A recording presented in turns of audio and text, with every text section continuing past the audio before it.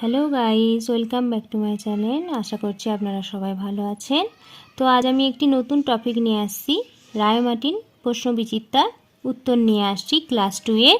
তো দেখো, আমি প্রথম চ্যাপ্টারটা খুলছি, প্রথম পর্যায়ক্রমিক মূল্যায়ন, এটা বাংলা। তো প্রথমেই আছে প্রথম প্রশ্ন, বলছি একের দাগের নিচের বাক্যগুলিতে যুক্ত ব্যঞ্জনের নিচে দাগ দাও।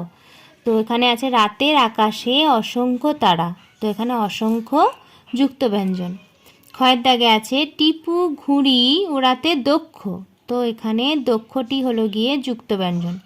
দুয়ের দাগে আছে অর্থ লেখো, গ্যালারি, তো গ্যালারির মানে হলো গিয়ে মাঠে বসার জায়গা। আঙিনা, আঙিনা মানে উঠান। যুগ্ম, যুগ্ম মানে দুইজন একসাথে।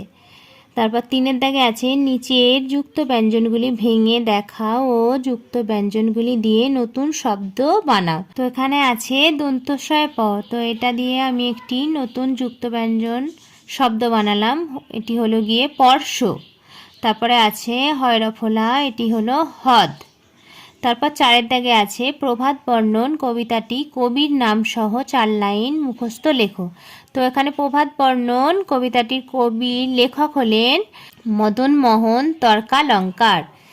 তো এবার কবিতাটি হলো গিয়ে প্রথম 4 লাইন, পাখি সব করে রব, রাতি পোহাইল, কাননে কুসুম কলি সকলি ফুটিল, রাখাল গরুর পাল লয়ে যায় মাঠে, শিশুগণ দেয় মন নিজ নিজ পাঠে। এবার পাঁচের দাগে চলে আসছি, নিচের প্রশ্নগুলি উত্তর দাও। মিনা বৃষ্টিতে স্নান করতে পারলো না কেন? উত্তর হলো গিয়ে মিনার গতকাল একটু কাশি হয়েছিল, সেই জন্য বৃষ্টিতে স্নান করতে পারলো না। এবার ক্ষয়ের দাগে প্রশ্ন আছে, কঙ্কা খাতা নিয়ে কি করেছে? কঙ্কা খাতা নিয়ে খেলতে গিয়ে তার পাতাগুলি ছিঁড়ে দিয়েছে। গয়ের দাগে আছে চন্দননগর থেকে কে আসছেন? চন্দননগর থেকে আনন্দবাবু আসছেন। ছয়ের দাগের আছে পরের লাইনটি লেখো। তো এখানে কয়ের দাগে আছে জিনিসপত্র জুটিয়ে এনে, তারপরে লাইন হবে গ্রামের মানুষ বেচে কেনে। ক্ষয়ের দাগে আছে ফলসা বনের গাছে গাছে, তো এখানে হবে ফল ধরে মেঘ ঘনিয়ে আসে। তো এরপর আমরা আবার 2 নম্বর স্কুলটি করছি। তো 2 নম্বর স্কুলের একের দাগের আছে শূন্যস্থান পূরণ করো। মেঘের রং, মেঘের রং কেমন ছিল? ঘন নীল।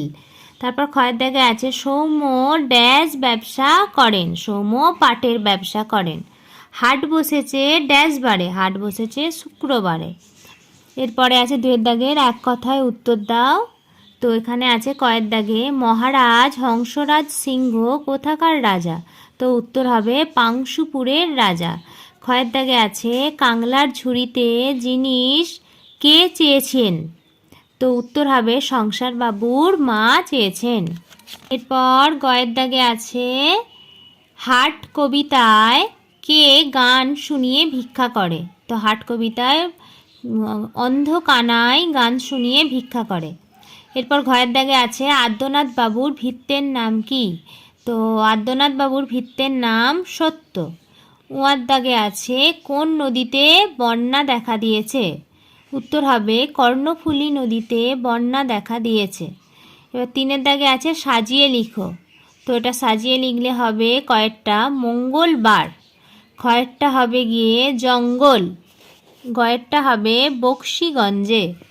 এবার 4 দাগে চলে আসছি, পরের লাইনটি লেখো। খড়ের আঁঠি নৌকা বেয়ে, পরের লাইনটি হবে আনলো ঘাটে চাষির মেয়ে। 5 দাগে আছে ঝুড়ি থেকে যুক্ত ব্যঞ্জন নিয়ে শূন্যস্থান পূরণ করো।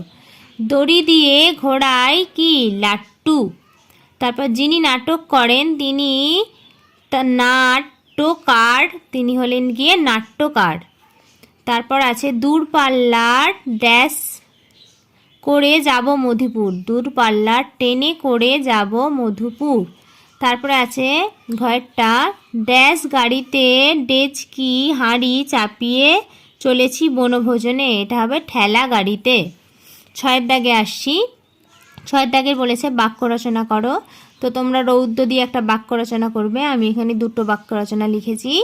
সূর্য আমাদের রৌদ্র দেয়, এছাড়া আজ সকাল থেকে চারিদিকে খুব রৌদ্র। রাস্তা দিয়ে একটি বাক্য রচনা, রাস্তা পারাপারের সময় দেখে শুনে চলা উচিত।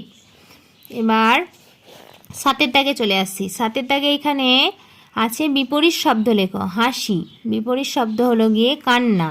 এরপরে আছে পরে, এখানে হবে আগে। 8 দাগে আছে নিচের প্রশ্নগুলির উত্তর দাও। বর্ষার দিনে কবিতাটি কোন ঋতুর কথা বলা হয়েছে?